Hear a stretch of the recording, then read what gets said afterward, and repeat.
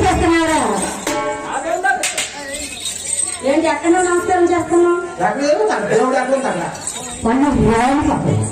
మొక్కి మోక్షం వస్తుంది వరాలు ఇస్తారు లేకపోతే ఎవరికి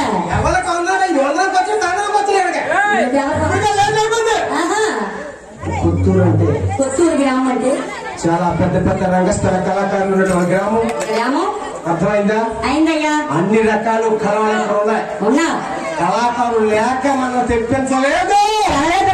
కొత్తూరు గ్రామం మన పనివర్తనం అయితే బాగుంటుందని తెప్పించి ఏమిటి కాబట్టి పట్టుకొని అందరము చందరము వచ్చాము తంతాము తింటాము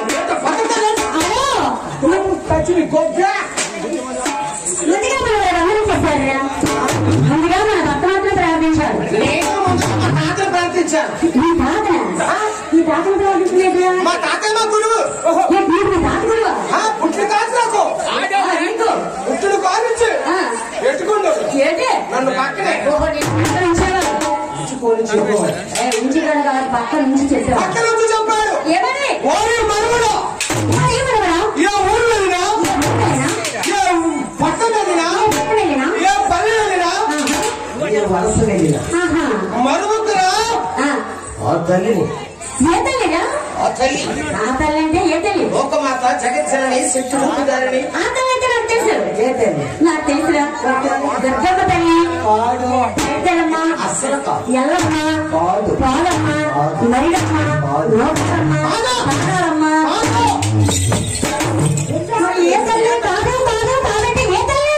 నువ్వు చెప్పినటువంటి తల్లులందరూ 77 అప్పచెల్లులు కానీ వీడికంట పెద్దద శక్తి రూపుదారి ప్రాణం నేడు వాళ్ళు కూడా నడిపించినటువంటి తల్లి. అంత సత్యమైన తల్లి. ఆ అంత సత్యమైన తల్లి ఎవరు? శేషలమ్మ తల్లి. ఎక్కడే వచ్చి కావాలే మరిచిపోన్నావు దేవస్థానము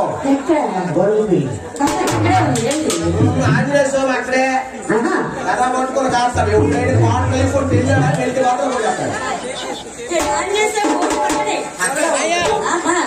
తల్లి పిల్ల కదా. అవును కదా. కొడుకు జనాలు కలిసి తల్లి అక్కడ కొడుకు వెళ్ళాడు. తల్లి. ఓహో సీతారామ తల్లి. సీతారామ తల్లి మంచి తల్లి శక్తి రూపుదారిని. అక్కడికి వెళ్ళాలంటే ఒక్కరు వెళ్ళాం. మరి ఎలా వెళ్ళాలి? చొట్టు మీద